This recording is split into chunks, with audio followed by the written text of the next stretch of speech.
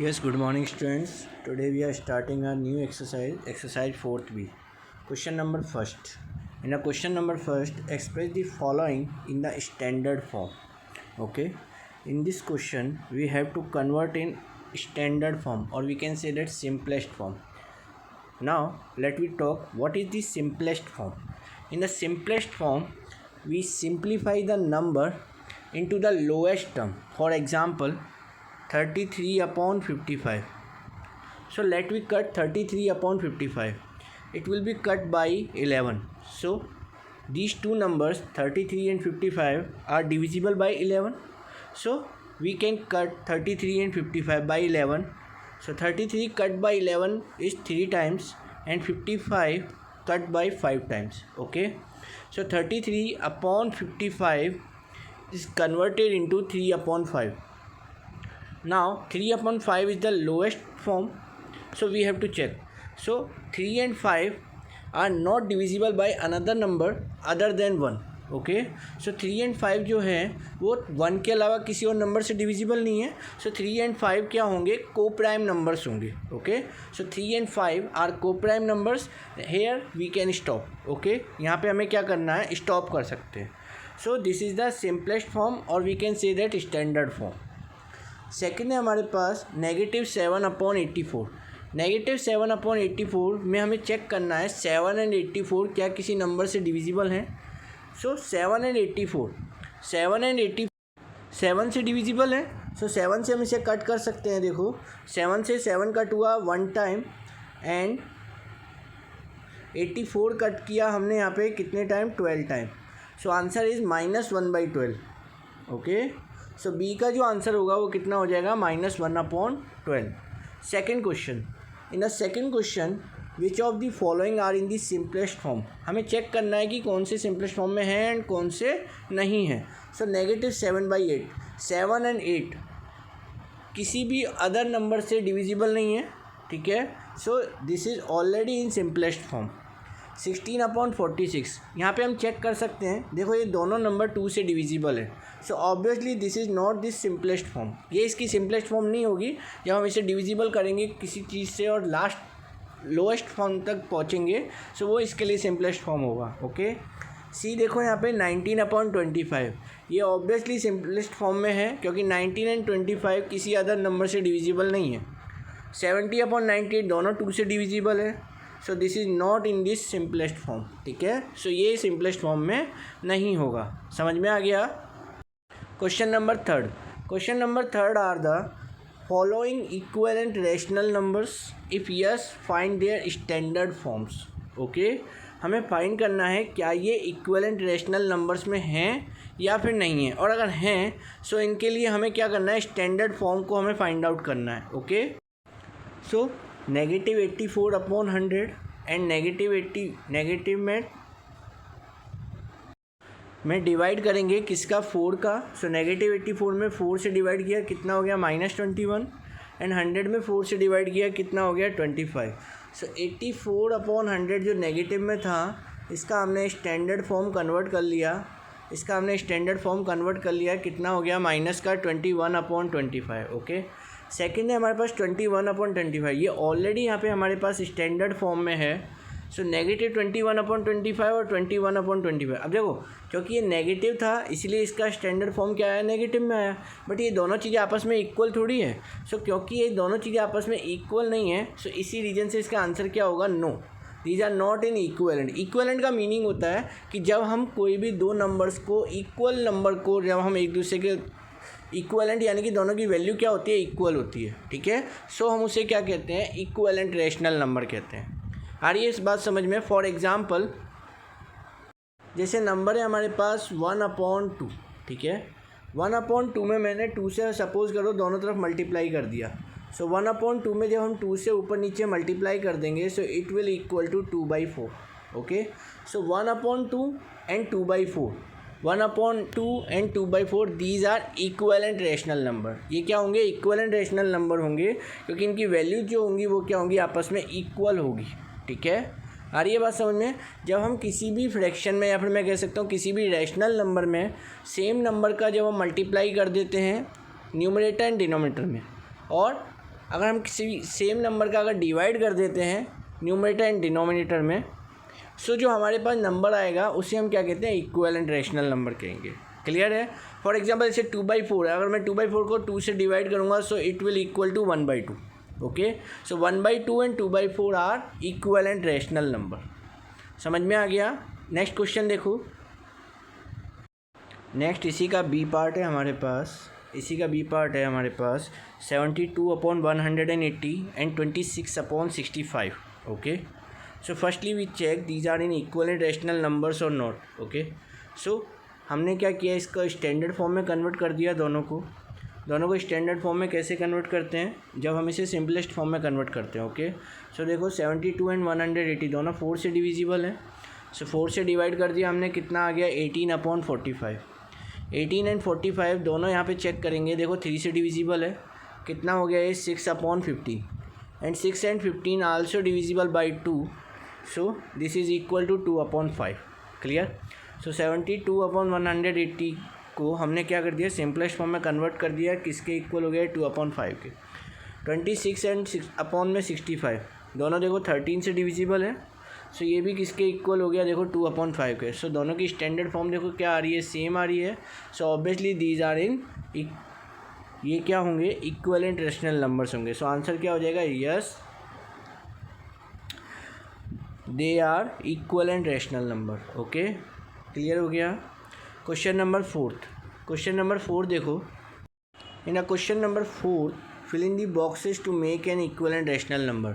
हमें क्या करना है कि इसे इक्विवेलेंट रैशनल नंबर्स को कन्वर्ट करना है और जो इसमें बॉक्स दे रखे हैं उसे हमें यहाँ पे फिल करना है। ओके, सो देखो 6 यहाँ पर है, यहाँ पर क्या है 36, यहाँ पे क्या है 1, सो इस बॉक्स के अंदर क्या नंबर आएगा। सो ध्यान से देखेंगे 6 से 36 कब बनेगा, जब हम इसमें मल्टीप्लाई करेंगे।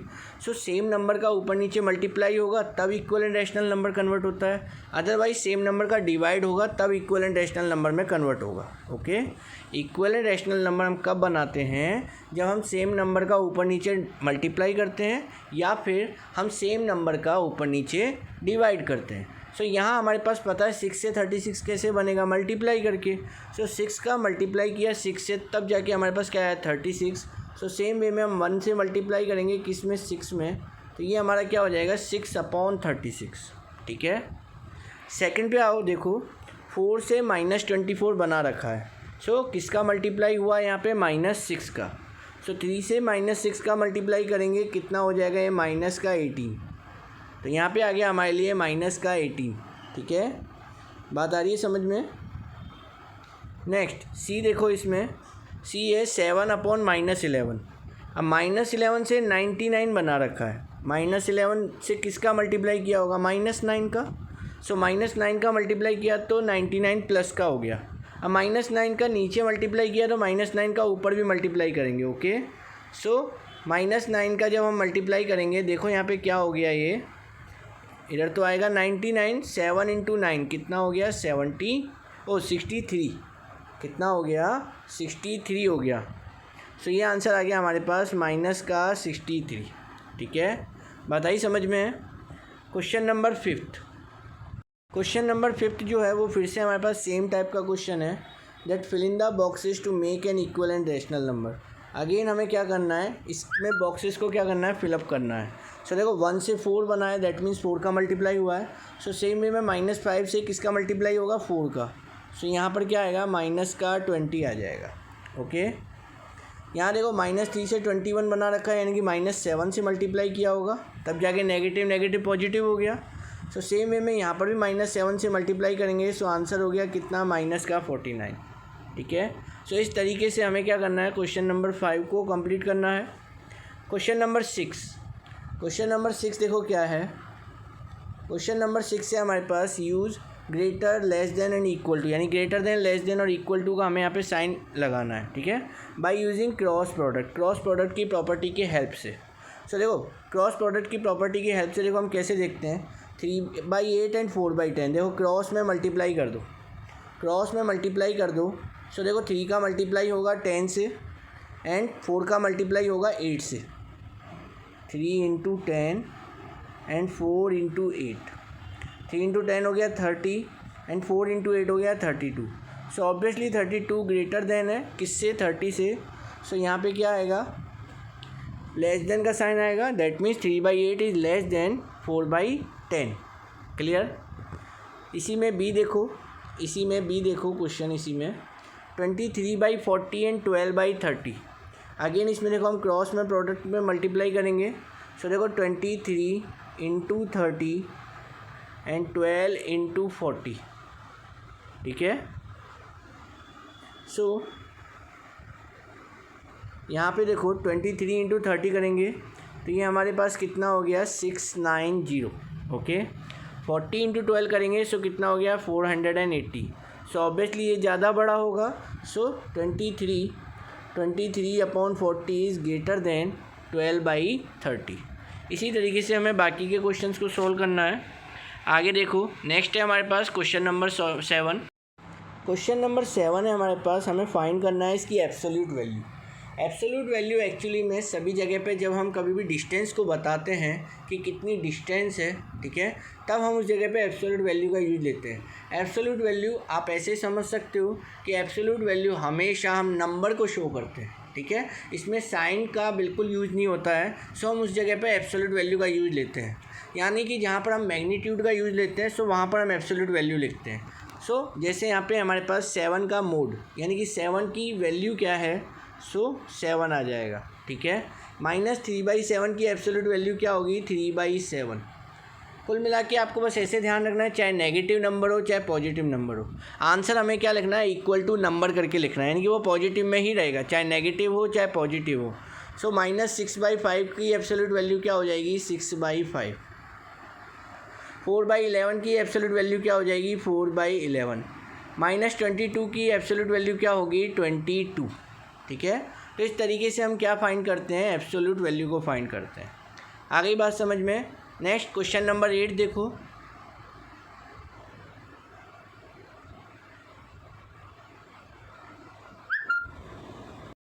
सो देखो नेक्स्ट है हमारे पास 8th का फर्स्ट क्वेश्चन है हमारे पास, असेंडिंग ऑर्डर में इसे क्या करना है, अरेंज करना है। Okay, arrange the following in the ascending order. Firstly मैं बताता हूँ असेंडिंग ऑर्डर क्या होता है।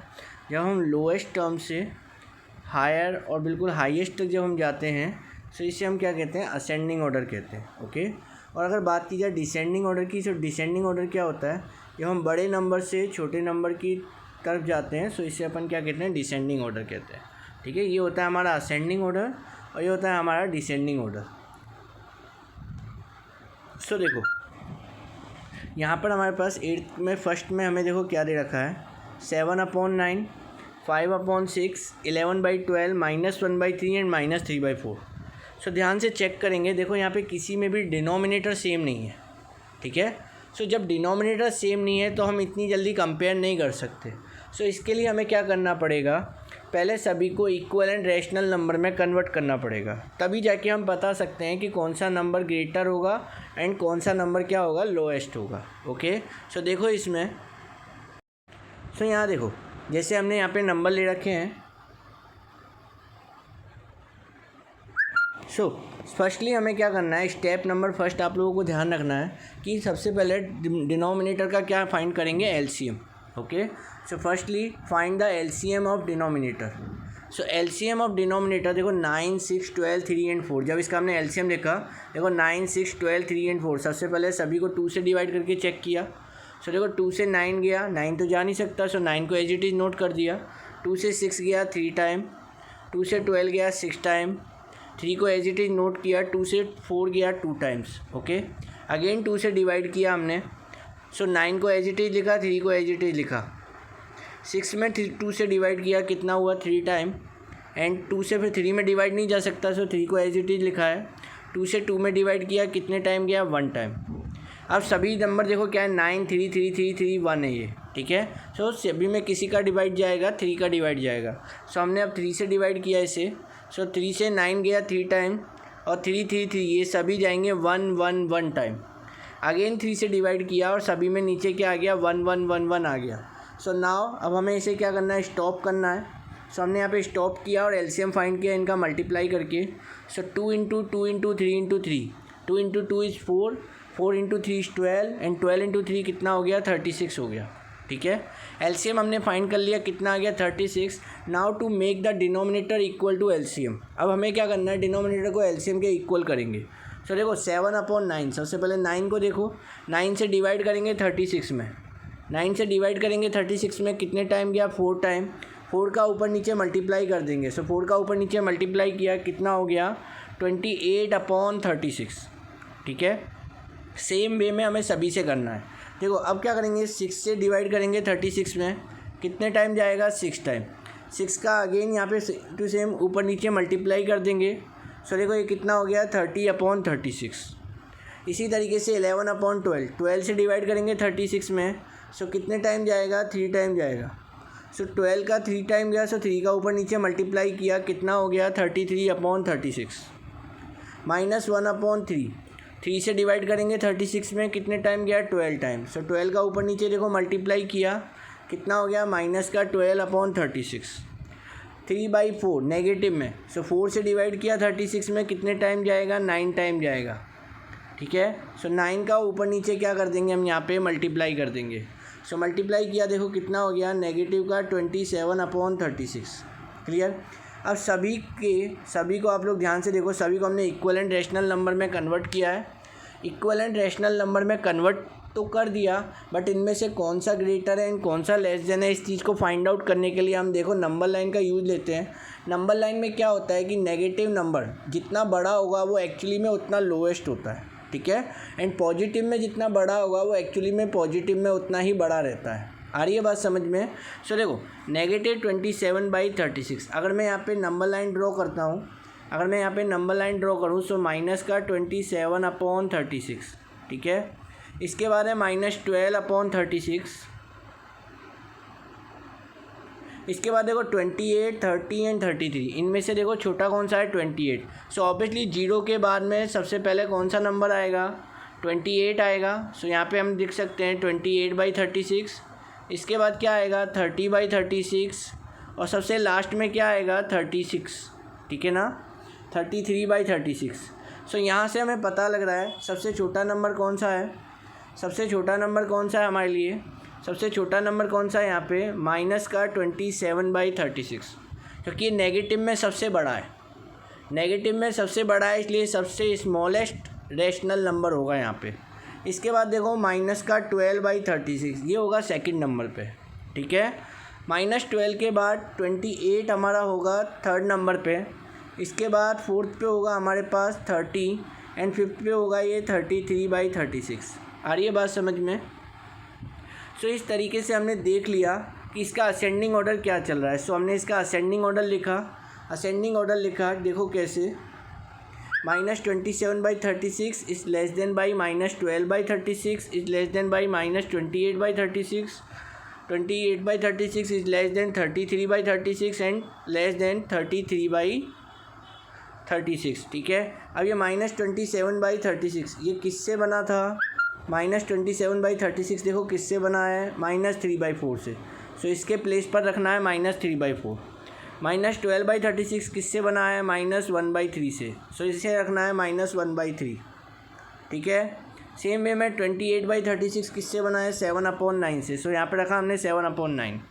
30/36 किससे बना है 5/6 एंड 33/36 किससे बना है 11/12 से, ठीक है। सो इस तरीके से हमें क्या बनाना है, इसका असेंडिंग ऑर्डर बनाना था। समझ में आया। इसी तरीके से आपको 8th का बी और इसका डिसेंडिंग ऑर्डर है वो भी इसी वे में करना है। बस डिसेंडिंग ऑर्डर में बस इतना सा फ़र्क होगा, बस इतना सा फ़र्क होगा, इसमें हम बड़ा नंबर पहले लिखेंगे, बाद में छोटा नंबर लिखेंगे, ठीक है। समझ में आ गया। नेक्स्ट क्वेश्चन है हमारे पास क्वेश्चन नंबर 9। क्वेश्चन नंबर 9 में कह रहा है कि find 5 rational numbers between -5/7 and -3/8। इसके बीच में हमें 5 रैशनल नंबर्स फाइंड करने हैं, ओके।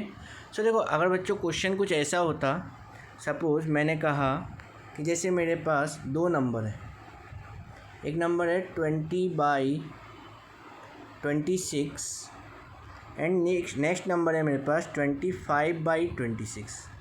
इसके बीच में सपोज़ अगर मुझे 2 रैशनल नंबर फाइंड आउट करने हैं, सो हम देखो इसके बीच में 2 रैशनल नंबर कौन कौन से फाइंड आउट कर सकते हैं। देखो 21/26, 22/26, ओके। ये दोनों नंबर क्या होंगे, ये दोनों नंबर क्या होंगे, इन दोनों के बीच में होंगे।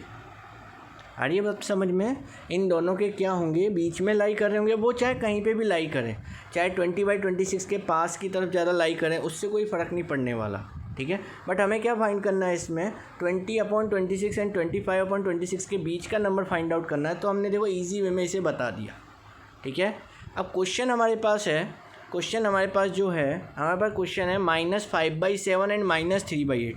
ध्यान से चेक करो, इनका डिनोमिनेटर देखो दोनों का डिफरेंट आ रहा है।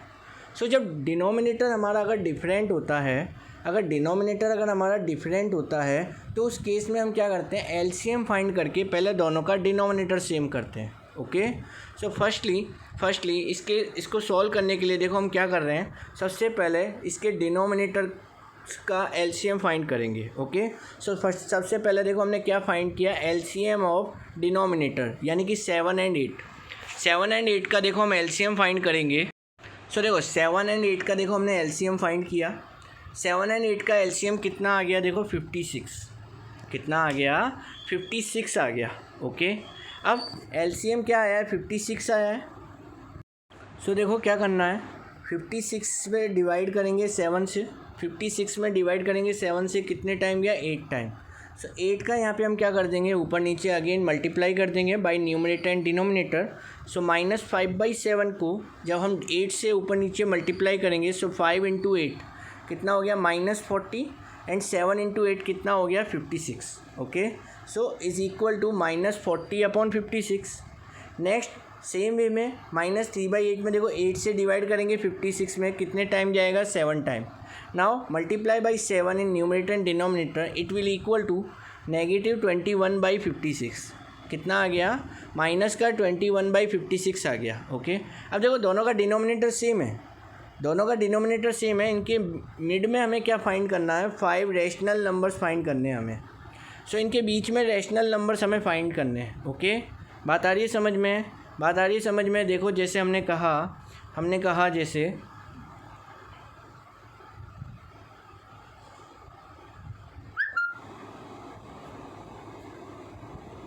देखो हमने कहा कि हमें क्या फाइंड करना है, देखो -21/56 एंड -40/56, ठीक है।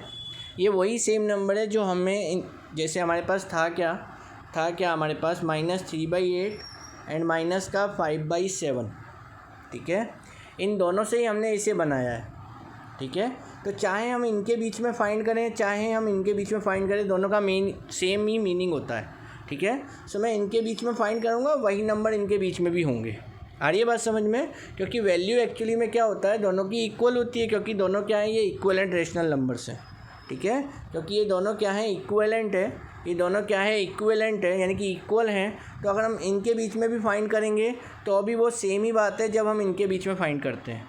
अब देखो तरीका क्या है, ध्यान से समझेंगे। देखो हमारे पास एक नंबर है माइनस का 21/56 और एक नंबर है माइनस का 40/56।